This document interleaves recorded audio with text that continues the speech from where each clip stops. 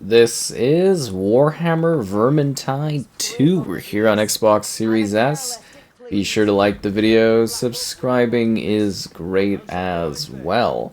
So this is the second entry in the Vermintide series. If you're not familiar with this, it's essentially the stylings of Left 4 Dead, but within the frame of a rat-slaying adventure within the Warhammer Fantasy sort of series.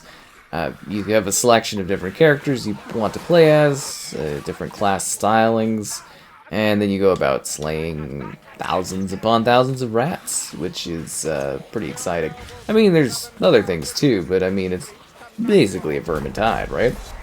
Yeah, anyways, plethora of different content campaigns that you can enjoy, main stuff, DLC stuff if you want to take things a little bit further. It's all quite worth it, and all pretty much a blast as you dive in and play either online or offline as well.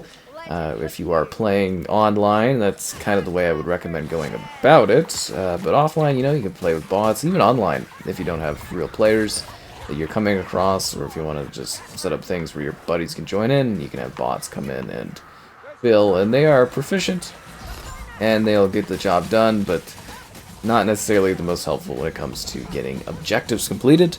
They're more like bodies that are there to sort of support you along the way, if that makes sense. But you get a pretty lengthy campaign in this, which again, you can play online or off, whatever you want to do, whatever you fancy. And you will attempt to survive against the hordes of the rats and other creature things as you go about completing missions, challenges, surviving from area to area, and then, you know, kind of leaving and then going to this like tower area where basically you will commence your next mission, your next challenge, your next choice. And yeah, it's actually quite an interesting experience if you've never played this. It's really great co-op fun.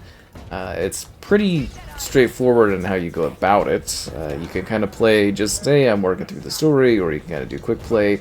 And then the goal is to play at harder difficulty levels, as that will enable you to have better loot. So the game has a full sort of loot salvage system built into it. Where if you've played their other game like Darktide, this is sort of an earlier version of that sort of a thing. So you're trying to earn loot in order to be better. So you like kind of, well, I mean, obviously. So you kind of like level up, and then as you level, you get like a certain perk choice per like every, I think it's like 10 levels or something like that. Every set amount, and that'll give you extra bonuses, and then on top of that, you're constantly earning better gear across a variety of different sections in order to do more damage, be more effective, and then you challenge harder difficulties to get better stuff, and those harder difficulties definitely can be quite brutal. The game definitely has an aura of difficulty behind it, if you choose to be challenged in that sort of way, and it's entirely up to you and how you want to go about handling that particular challenge along the way, which is pretty cool. But yeah, it's all the usual Left 4 Dead stuff, like you've got, you know, health, potions, things like that that you pick up, they'll give you abilities. Your character, like I said, it's not, Left 4 Dead's like a shooter game, right? So this game actually has a balance of melee focus kind of first and foremost, but then on top of that, you've got your different options for doing like range stuff.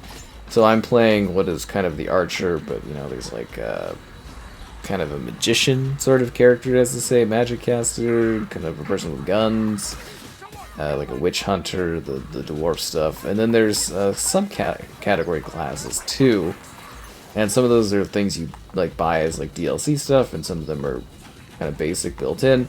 I recommend the Necromancer is like a super cool thing because you can summon a bunch of Skelebros like it's Diablo, and it's pretty spectacular. So on the Series S, the results here, definitely a sub 1080p, 60 FPS. I thought it looked blurrier than I thought, but yeah, no, it's actually pretty good looking visually and stuff, I guess, all things considered. I mean, there's definitely some level of scaling going on, dynamic-wise, but, you know, relatively not too bad. It's just a little harsher because it's a lot blurrier than what I was used to playing this on Series X just before jumping in and doing a video here on the Series S, but it's a place I want to kind of talk about and showcase and highlight this game with. And that's where we're at this current point in time, which is kind of cool. But yeah, pretty easy to connect and play with others. It continues off the events of the first game, which is Vermintide, or Warhammer End Times Vermintide. So that is one that I would also recommend playing if you like this. They're different games, like it's the same concepts, like a Left 4 Dead type thing, but they are different games with like different story stuff. And just saying, mostly if you get into this one, go back and give the other one a chance, and I think you'll have fun with that because they are similar concepts. And it's just, you know, if you can't get enough of this, that gives you a little bit more, which I think is really, really cool. And quite a blast for sure. So yeah, you go in, you do a bunch of challenges across a bunch of different missions. Sometimes you're destroying things, sometimes you're surviving in an area, sometimes you're progressing, you know, like sometimes you're fighting like a boss type thing. There might be some puzzles depending on what you do. There's a lot of different challenges. That's the biggest thing, is it's never the same, and it's always different, which keeps it very fresh if you're wanting to play this over and over again, as that is the variety and the spice of life, is just replayability. Which the goal is to replay this and, you know, do a harder difficulty, get better loot, better gear, and kind of keep doing that sort of thing over and over and over again. And that is the value of this game. And it's pretty gruesome and pretty gory, but I do genuinely feel like you get a good amount of time out of this one from the campaign elements of it. It's really, really quite fun. And then, yeah, if you ever feel like you're getting too much of this, but you want more of this game, but something slightly different, go back and play Vermintide 1, as it is actually pretty good looking, all things considered, on the platform. And it holds up pretty well, and is also a blast.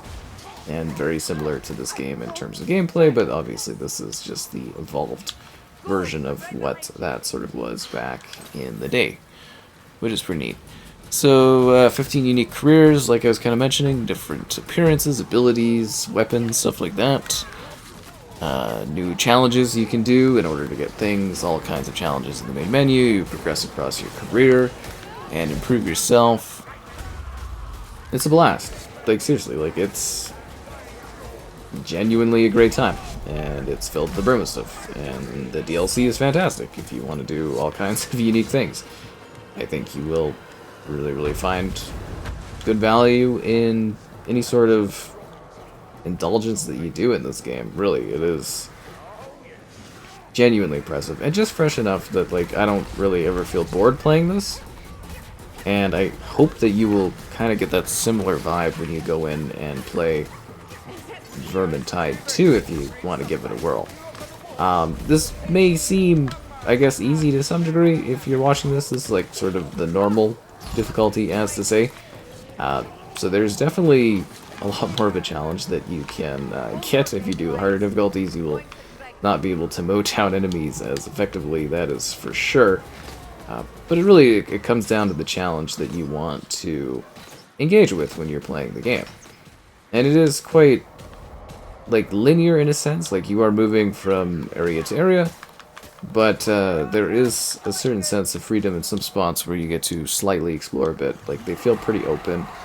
Like, it's both linear, but it doesn't necessarily feel linear, which I think is really, really awesome. And, like, the atmospherics and everything like that look fantastic in this game. And they have a really good selection of twists and turns. So, like, there's lots of regular rat things, and then other zombie-like creature things, and this is all, you know, lore of the Warhammer universe, of course.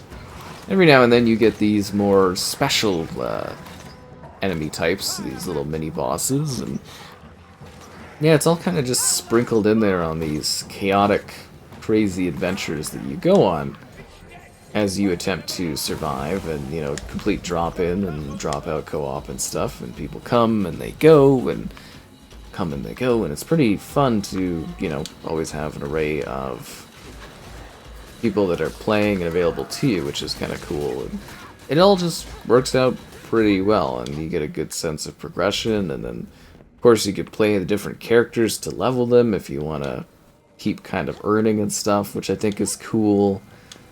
Yeah, there really is. There's a lot to this game. And it's evolved quite a bit too. And then there's the whole back-end system with, like I mentioned, salvaging your stuff, improving your tools, and you can do this for all the different characters. So it really is genuinely kind of amazing just how much stuff is actually in here. And there's some fun little bits and references, and you get a little bit of banter between the characters, but not too much. You get to learn more about the world. There's some spots that are a little bit more challenging than other spots, some spots a little bit easier. And it's really the variety and the spice of life in this one is quite splendid, I think you will say. Like, I really do genuinely think you will have fun playing this. Did I grab those? I did. Okay, good. I think there'll be just enough little surprises that you'll be like, oh, okay, cool. Keeping it fresh. And then there's also indicators so you can let your team know, you know, where things are and what you need to kill, and you can talk and converse, and yeah, it's filled to the brim with content, and it's pretty, I think it's pretty feature complete. I believe they still do the odd DLC and stuff for this, or it wasn't too long ago that I was seeing they were adding more content to this game and whatnot. Like, it's hard for me to keep up because there's, you know, so much stuff I'm doing these days, and I believe their primary focus is sort of on Darktide 2, which is another game where if you like this, you can go for that one, but that one's a little bit more Left 4 Dead geared because it's a shooter game, and that, you know, obviously expands upon the concepts that this one had just in the Warhammer 40k universe as opposed to the fantasy one here. The grim, dark future. So, again, if you can't get enough of this gameplay loop, this team has provided many unique experiences that fit within it that are all quite fun and approachable from gameplay perspectives of familiarity. Which will either excite you or not excite you, I guess, if this isn't sort of the thing you're into. But I really do think this is quite a fun time. Like, seriously, they've got some good stuff in this. There's some neat combat. There's some fun surprises. They've got a good action sequences, and it all flows pretty well. Like, the pacing of this is very, very good. I think you'll be genuinely surprised by this game. Oh, that wasn't good. And what it has to offer, because you can just keep playing it and sort of playing it and then playing it some more and then inviting different friends to come in and play it. And yeah, that's kind of the magic of Vermintide too. No, seriously, like, this is a very, very well put together game. It's well compiled. There's lots of little stuff to do, and it's neat too because you can keep playing it and then doing different, I guess you would say, scenarios and class setups, and then there's different challenges. And like on Series X, Series X, it looks a lot better, but on Series S, it's not too bad. And you get that full sense of scale, you get all that awe, you get all that combat. You know, nothing's really been trimmed or anything, it's just a lower resolution. So it's one of the better scenarios I think you can have when it comes to the Series S console, that is for sure. At least, I don't know, I think so. Played a lot of stuff on Series S, and the results can be hit or miss to extremes. And then, yeah, after every level, you get this sort of info screen, the commendation chest, and then it sort of like levels up your characters, and then depending on what you did and what you collected, because there's little hidden secrets and things you can collect, like tomes and grimoires and all these other little things, you can get different levels of chests, and then you return to the area you were hanging out, and then, yeah, you go back to the keep, which is kind of like a tavern of sorts, some would say. And that will allow you to improve your character further, do some little, I want to say world building stuff. Like, there's, like, if you're a magician, a necromancer, there's like a whole thing going on there. He left the game? Heartbreaker. Was there just for the spoils of war.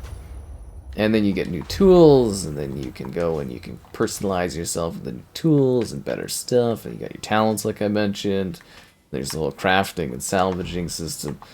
It's really, really quite extensive, honestly. Like, there is a lot of really neat stuff in this one. Like, genuinely some cool things. And then you just hop into another adventure, everybody kind of goes, everyone's ready. It's a match setup that, yeah, kind of never ends. It just allows you to keep playing. And there, I don't know if it seems really simple, but there is, you know, layers to this, like basically defensive kind of plays and strategy, and that more comes into when you're playing on like higher difficulties and trying to do more challenges. The game definitely, you know, allows you to welcome yourself to those levels, but unless you've got like gear and like teammates to really hold you to those higher levels, it's a little easier going to basically take your time and get some gear and get some leveling going before you take on the challenges of the harder difficulties. The older, long veteran players that play this, they're all going to be, you know, cranking out hard difficulties for better gear, so it might be a little harder for you to find people in the lower difficulties depending on when you go about playing this game, but I think regardless, you can have a lot of fun venturing into this and just taking it all in, and it's really quite a beautiful experience. No, seriously, like it's lots of fun. And yeah, there's some parts that could be a little challenging with your bots for missions and that, and I do highly recommend, if you have the opportunity, play it with some pals. If you get some friends to play this with, you will have such a infinitely better time doing it. These games are just absolutely designed for co-op, and they are absolutely at their best when you are mowing down hordes of rats with your pals and you know, trying to survive along the way. And it's pretty good looking on here, and as I said, it is something that I think is basically well worth playing, indulging, and enjoying. Like, if you've played Left 4 Dead and you like that formula, that style, absolutely nailed and delivered here. And then, you know, playing it with your buddies makes it a better time. And if you want to extend the experience, like the core game, as I said, the core game is really, really great. Lots of content, lots of time, but there is a generous amount of DLC and stuff that they've worked towards on this game. And I love that there's such well done support from the studio. Like, they really, really support their games for long term. Like, it is kind of crazy how old I think this is at this point, and it's still getting, you know, support and content, and that to me is kind of a telltale sign of a company that really cares about their experiences and their games and giving their fan base more if they want it, right? Because obviously there's a good amount of love for the Vermintide titles, otherwise they wouldn't be kind of supporting them and still doing stuff. So I think it's kind of spectacular. Oh, not that rat ogre. Spectacular that this game continues to live as it does, because yeah, it's been a fun journey. Like, seriously, I've seen this game before it came out, and then, you know, it came out, and they've done all these updates and all these things and improved stuff, and yeah, it just continues to get better and better and better. And it's kind of funny because it really is old at this point, but it holds up. And I'm hoping that they'll continue to support this game, because it'd be really cool if it survived sort of another generation, got another upgrade. It'd actually be like such a pleasant surprise for longevity. Especially like the first one too got like really good support, way beyond what I expected.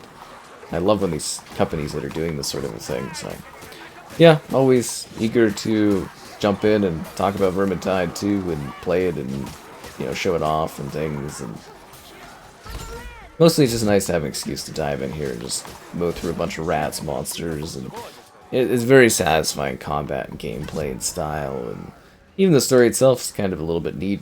There's like random little tales that you go through, but one of you the key.